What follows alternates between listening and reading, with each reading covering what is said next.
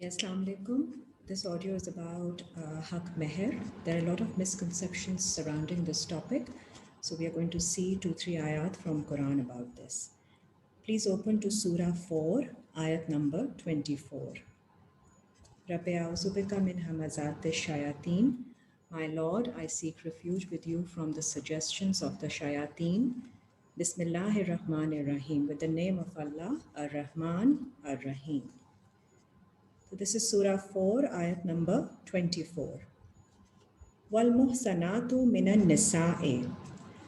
The context is that the previous ayat is about those women whom you cannot marry, such relations whom you cannot marry.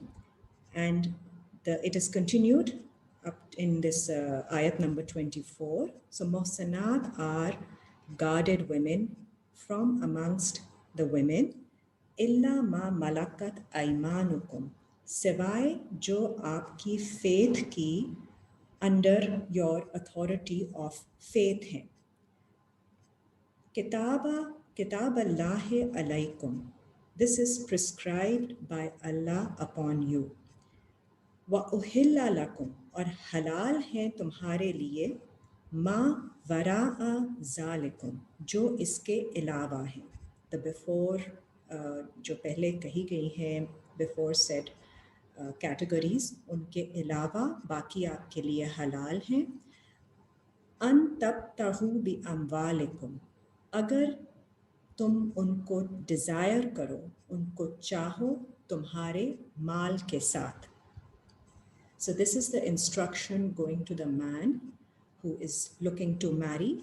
If you desire to marry a woman, you will desire with your mal. Mal is not just financial wealth. Mal is your your status, your finances, your knowledge, your education, your qualification.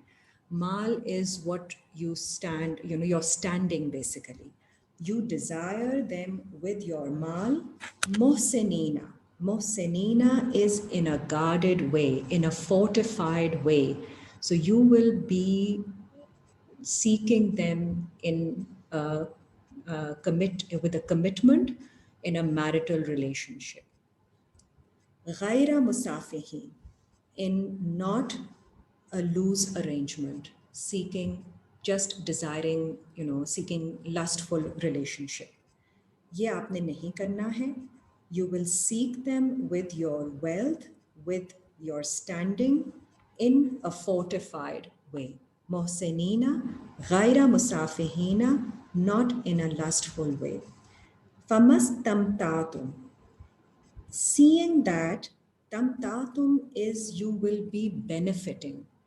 It is to your benefit that you get married because you will be getting stability, you will be getting support, you will be getting a home which will help you in sustaining your daily routine, in progressing, and there will be a companion for you in all ways. तो आप benefit करेंगे इस decision से.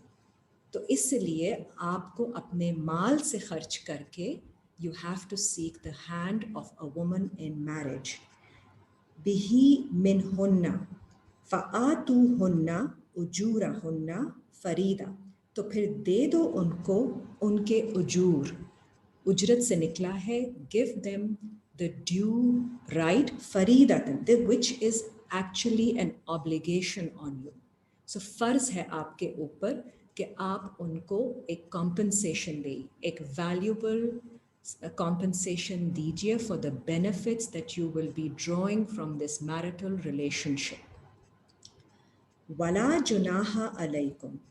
और नहीं कोई हर्ज तुम पर फीमा तरा दई तुम बिही, कि अगर आप दोनों राजी हों इसके बारे में, मिम बादिल फरीदाते, इसके बाद कि वो ड्यू अमाउंट जो है आपने फ़र्ज डिसाइड कर लिया हुआ है. If you both wish to vary it, to change it, it's all right with the consent of both of you. इन अल्लाह काना अलीमन हकीमा, बेशक अल्लाह हैं इल्म रखने वाले और हिकमत वाले, द वाइज। नेक्स्ट आयत देखिए, आयत नंबर 25। वमन लम यस्तत्य मिनकुम, और अगर नहीं तुम में से कोई इस्तात रखता, does not have the capacity, तौलन, तौलन इज तवील से निकला है, of that stretch, does not have the capacity of to that length, आई यन के हल मोहसिनातिल मोमिनात, कि वो निकाह करे मोहसिनात फोर्टिफाइड मोमिन औरत से, फ़मिन मा मलकत ऐमानुकुम, तो फिर जो उसके फेथ की अथॉरिटी के अंडर है उसको कंसिडर कर ले, मिन फ़तैतिकुम कुमुल मुमिनात, मिन फ़तयातिकुमुल मुमिनात, यंग मोमिन बिलीविंग औरत के साथ। यहाँ पे मोहसनातिल मोमिनात जो है वो कैरेक्टर के सेंस में आता है। Fortified believing woman is a woman of character who has a strong sense of judgment about what is right and what is wrong. And if you are not able to give the due right, or have enough means to give for that kind of caliber, then you can choose somebody from a lower status. Malakat aimanukum is जो आपकी faith की status से कम है, उसमें से आप कोई young, meaning फतयातकुम is not that mature and not that guarded in her sense of judgement, ऐसी बिलीविंग औरत से आप निकाह कर लीजिए।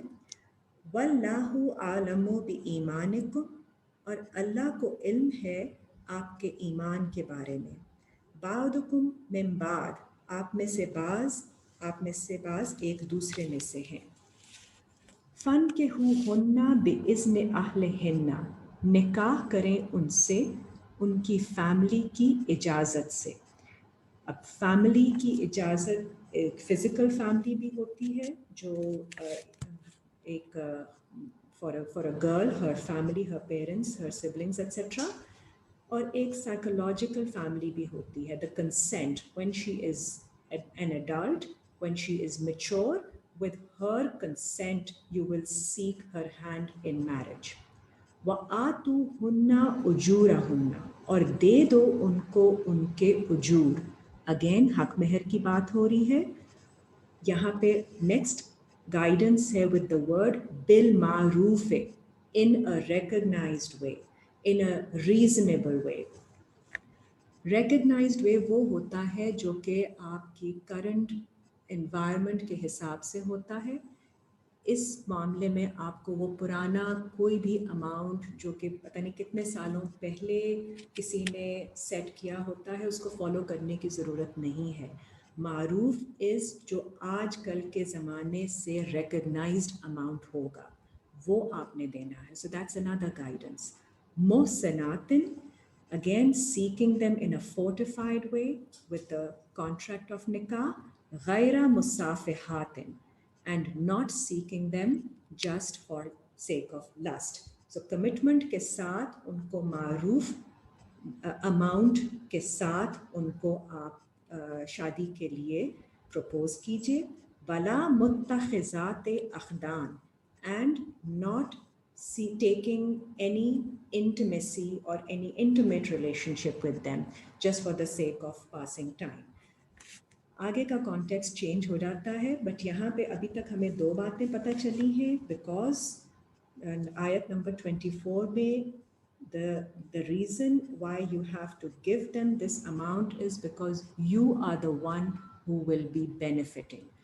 आपकी जो है फ़ायदा आपका होगा एक शादी करने का, तो इसलिए आपको उनको एक कॉम्पनसेशन देनी है, valuable amount, something which is next ayat में 25 में it's explained, maroof, which should be a recognized reasonable amount. It does not have to be too much, it does not have to be less either. तो एक reasonable amount आपने decide करना है। एक आयत देखिए 2 की 236, उसमें और क्लैरिटी आ जाती है। सूरह बकरा आयत नंबर 236, ला जुनाहा अलैकुम। ये कॉन्टेक्स्ट तलाक का है, लेकिन इसमें भी आपको रेफरेंस समझ में आ जाएगा हक महर के बारे में।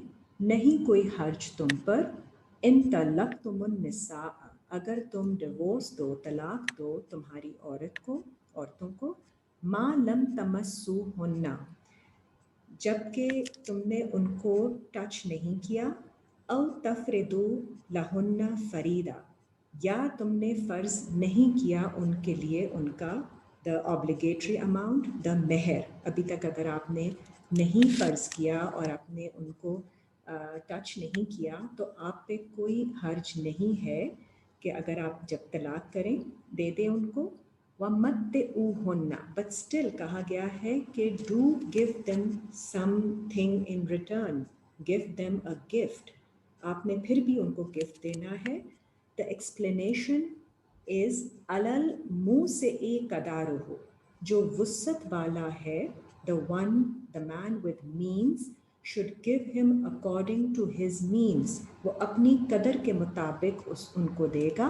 व अलल मुक्तरे कदारुहु, और जो रिस्ट्रिक्टेड है इन हिज मीन्स, वो अपनी कदर के मुताबिक। तो again the guidance that we receive from here is that it depends on the status of the person, and according to his capacity, his status, he is going to be giving that due amount, which is haq meher. Mata'an bil maruf, again maruf का लफ्ज़ इस्तेमाल हुआ है। This is a gift that you will be giving, which is recognized, a reasonable amount of gift. Haqqan alal muhsinin, और and this is the haq, Ehsan काम करने वालों के ऊपर ये हक है। This is a right, the due right on those who want to do the right thing. तो इनसे हमें गाइडेंस मिल गई है कि एक तो आपको ये रिस्पॉन्सिबिलिटी है मर्द के ऊपर कि उसको एक अमाउंट देना है। It is obligatory on him first of all, and secondly amount should be a reasonable recognisable amount. तो वो आपको देखना है अपनी वुसत, अपनी कैपेसिटी, स्टेटस के मुताबिक।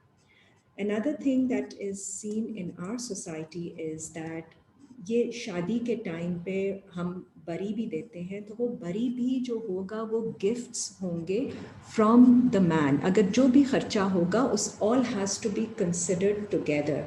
सो when you're seeking a woman's hand in marriage, तो आप जो कुछ भी देंगे वो सब collectively एक होता है, unless you know there are small gifts from the parents and small gifts from others। तो यहाँ पे हमारे माशरे में लड़के के पेरेंट्स जो होते हैं वो बहुत सारी, जब इतनी एक्सपेंसिव ज्वेलरी और इतने एक्सपेंसिव कपड़े देते हैं, तो वो भी they are not seeking the hand in marriage, वो लड़के की तरफ से ही होता है। तो उसको भी कंसिडरेशन में लेना चाहिए है, और उसके बाद फिर हक महर का अमाउंट जो है वो निकाह पे लिखना चाहिए है। तो ये सब चीज़ें have to be taken into you know keeping have to be kept in mind before deciding the amount. And if you don't wish to take, you know, you can then decide कि आप कितना उन चीज़ों में से लेते हैं। अगर आपको वो चीज़ें नहीं चाहिए हैं तो फिर अमाउंट सारा हक महर में लिख दीजिए। लेकिन अगर वो भी चीज़ें आपको, ऐसी चीज़ें जो कि वैल्यूबल चीज़ें मिलती हैं, तो उनको भी कंसिडर कीजिए while writing the हक महर। Hope this clears a lot of confusion about this topic.